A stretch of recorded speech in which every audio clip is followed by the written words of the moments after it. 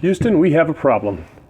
This belt on this compressor has been replaced now twice because the motor will not stay tight relative to the belt. On this base plate you see some slots in the metal right here, and the motor is mounted in similar slots. There are 4 bolts that are supposed to keep it tightened down so that you can keep that belt tight. But no matter how hard I've pried and what I've done, I've not been able to keep that belt over there tight, and it ends up burning a hole through a $30 belt. So it's time for a fix. I have already started by grinding the paint off in preparation.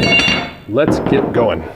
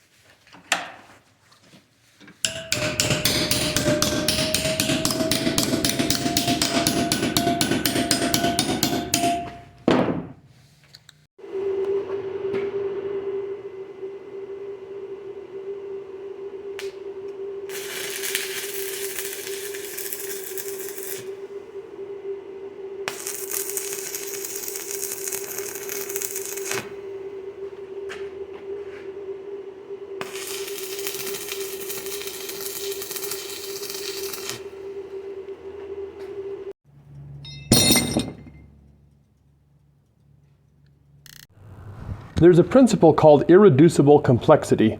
You saw in the beginning how I had just a few pieces from my scrap pile in order to effect this fix. What we have in the back is a small bracket that has a tang on it that will help resist some of those forces when I'm pulling on that motor. And then it just comes out to the front here. We'll weld that little bracket on to the base plate, and by turning that hand wing nut, we'll be able to tighten up the belt. Let's get welding. Well, here we are, all welded up and tightened down. If this works, it's going to prove the axiom that was first said by R.G. Letourneau. Never use a bolt when a weld will do. I guess this should be a blast if it runs.